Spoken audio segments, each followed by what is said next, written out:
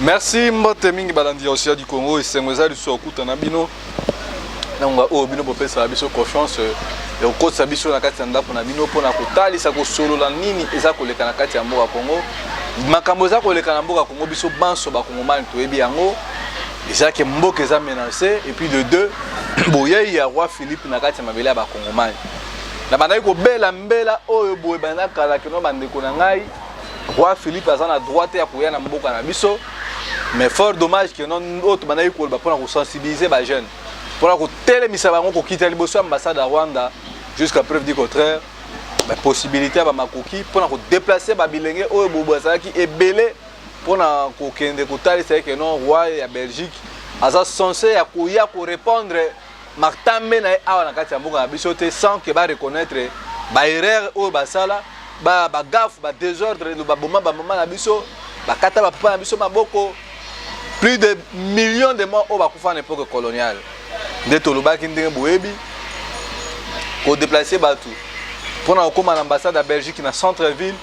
et c'est ngabiso ba bus et aussi ngabiso ba moyen mais fort dommage que non wana nyo sur Tolobaki ou kisamité mais rien n'empêche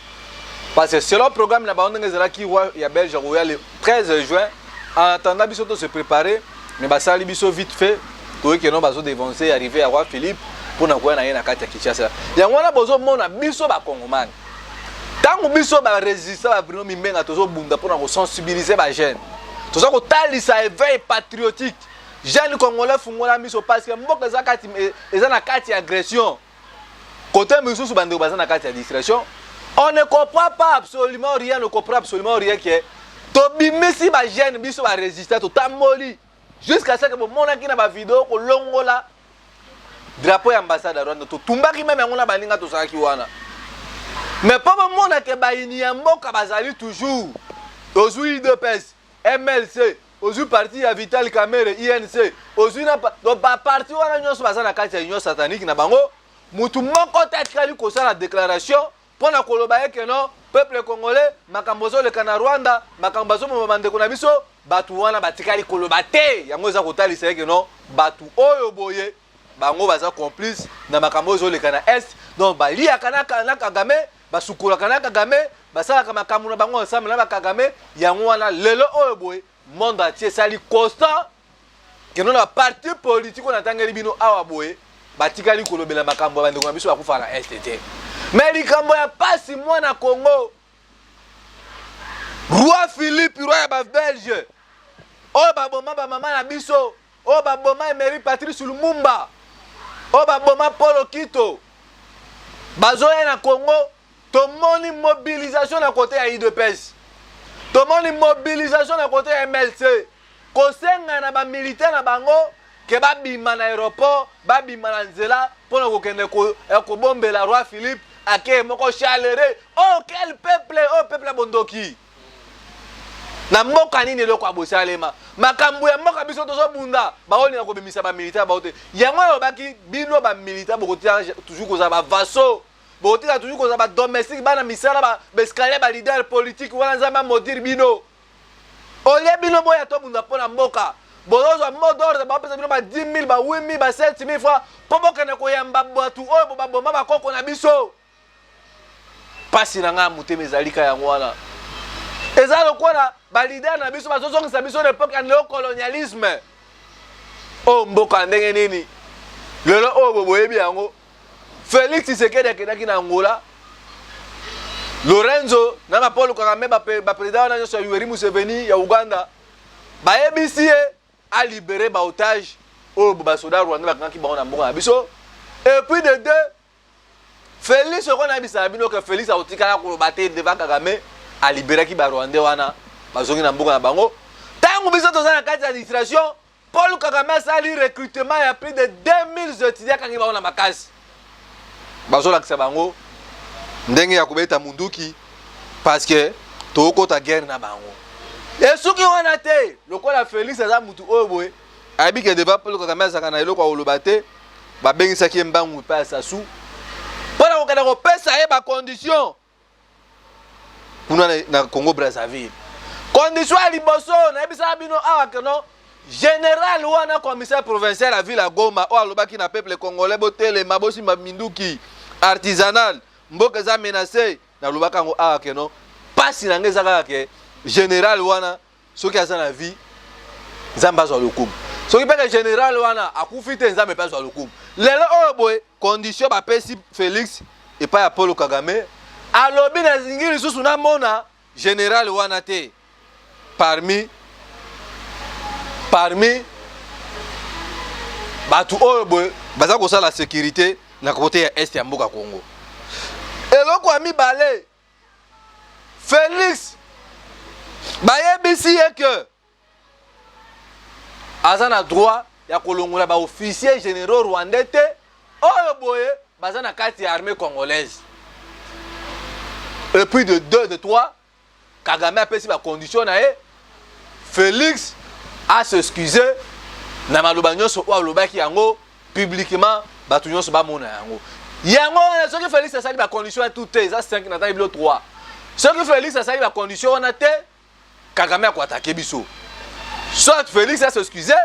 soit a exécuter makambo o Paul Kagame a pesi yango wana mission o boye Félix asali journée so mi balé na oyo et pas ya Sassou Nguesso wana ezalaki message au Félix akendeki kozwa ordre sikoyo tozomi tuna biso peuple congolais mabe nini oyo nga nazomona Félix akorevoke donc soki totali bien parmi bagénéraux Félix arevoke général na police wana mpe komona eza na kati tala niveau mboka eza kokende tala niveau mboka ekomi donc mutu nyonso ayebi ke non congolais aza lisusu na valeur te congolais aza lisusu ne pacte moko te parce que le pays est dirigé par des abrutis mboka esimbami na batu oyo boye bazo mérité te yango nayebisaki bino ke no peuple congolais mpo na koresir kobengana na barwandais ezosenga na mutu ya liboso kobengana na ye lokola Saint Etienne nde babambaka mabanga na bible eza chilombo na batu nyonso baza na kati ya union sacré oyo boye baza koprivilégie bakor ya barwandais bakor ya baugandais parce que ancien président burundais Pierre Nkurunziza alobaka yango peuple congolais bosala attention botelema parce que complot bazo préparé contre bino eza très grave soki bobundi te soki botelemi te mpona mboka ya bino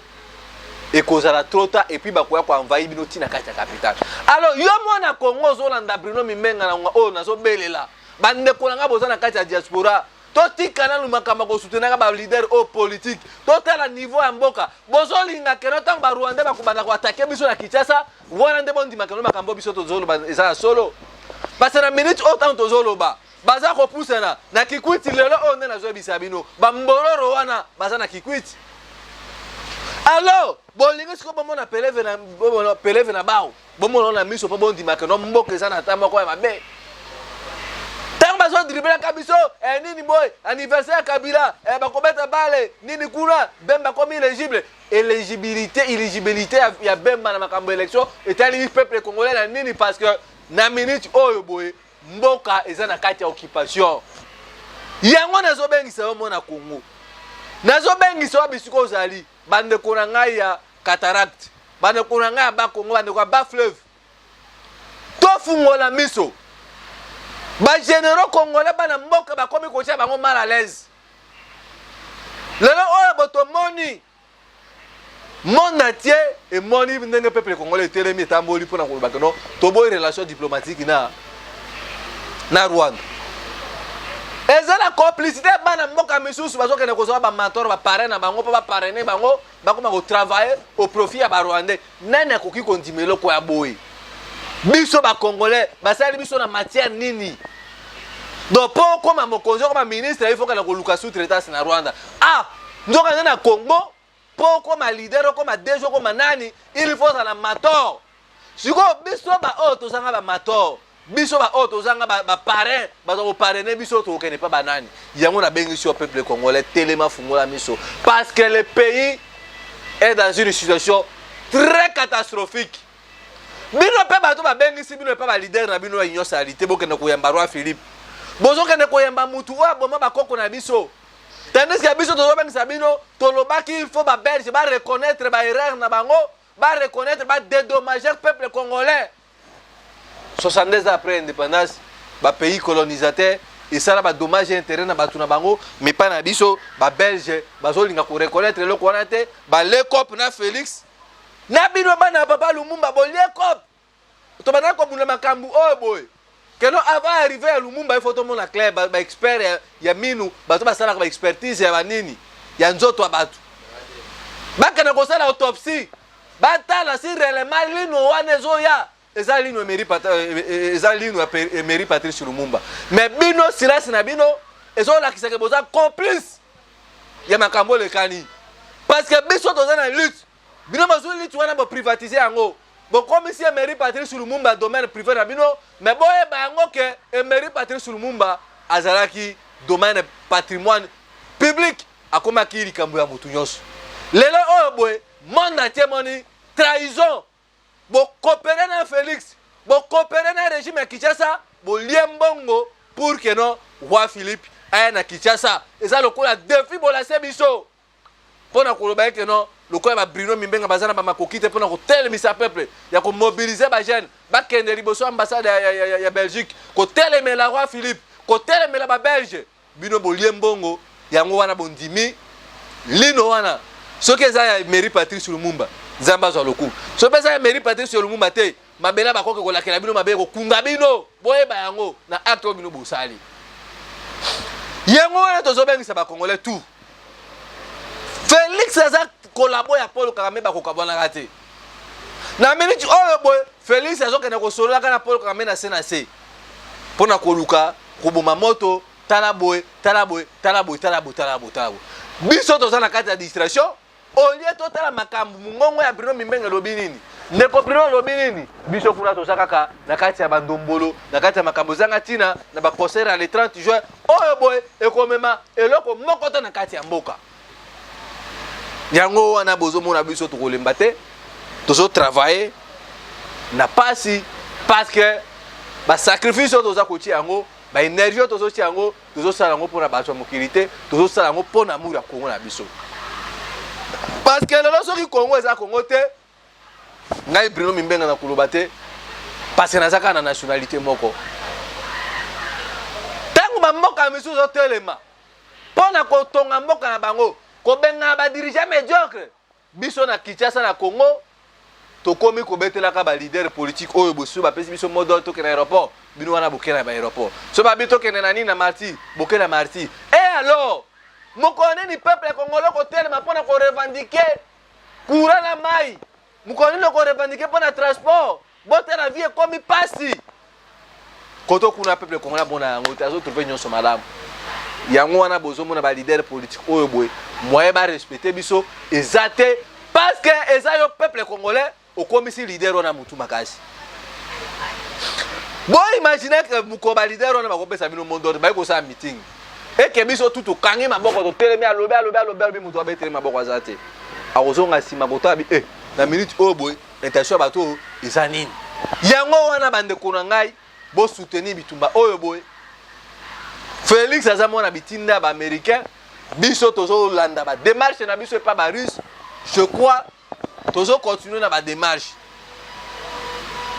parce que makambu o ndenga zo kende mabe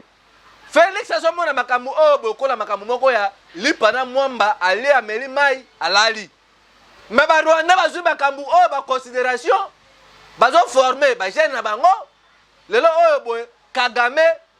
azana position ya ko bombarder Congo et pas na biso toza na position ya ko beta concert le 30 juin yango na bengi sio mwana Congo o telema o fungola miso numéro to tia kawana o benga biso o ya ko se joindre na bagarre oyo boy na lutte o biso tozo bunda parce que bitumba oyo boy soki biso lo to bundite to tracer nzela malonga te bana na biso bakotikala ka toujours kozala ba esclave ya ko saila ka batu oyo boy o le basala pona mboka na biso yango wana nazo bengisa au peuple congolais fungola miso rien n'est encore tard koya ya roi Philippe na Congo ko changer le moko te bino bozo bima mukolo wana boka na kotelema na moi pona ko betela na siècle criminel maboko boyamba Nzambe okofondre bino yango nazo bengisa bande ko ngai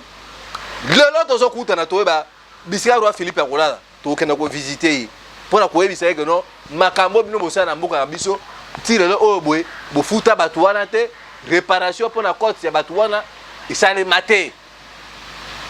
tosala yango monde atie komona yango parce que soki tobundi te toza koparticipe na kati ya complicité ya makambo wana yango wana nabengisi yo mwana Congo telema ofungola miso Félix bapesi baordre pa Paul Kagame dans les jours à venir bokomona oyo kolekana yango ntango tozoloba awa boye yo oza na besoin ke no bitumba biso kenda liboso parce que na minute oyo boye élection na mboka na biso eza yango priorité priorité de priorité eza tobenga na bato oyo na régime oyo boye parce que balakisi niveau ya trahison na bango niveau ya traîtrise na bango niveau ya incompétence na bango oye basalela mboka bango wana basali bloc na bango ya bato ya union salité oyo boye bazwa ko distraire peuple na bato baye ko sala bloc patriotique pona ko baye que no bloc patriotique eza article 64 lokuta bloc patriotique eza trahison pour le peuple congolais yango na bengisi bino bana Congo botelema to simba na maboko poto bunda pona mboka na biso to bunda pour que non Félix Tshisekedi to bengana ye avant 2022 parce que otike na Félix mboka oyo boy lobi to kolala bomona boy to komi mboka oyo boy eza ko résister lisusu te yango wana nde na bisaki bino makambo so le kana mboka Congo yango wana bobenga biso bo soutenir bitumba oyo boy na plus 243 81 73 11 702 ovanda na Belgique eza mboka na ote mboka no eza Congo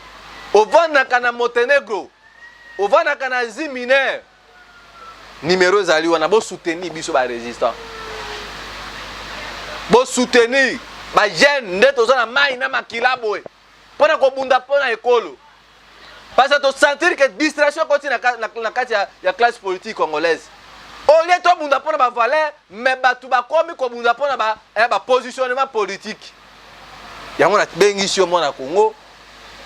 otelema to sala renouvellement ya classe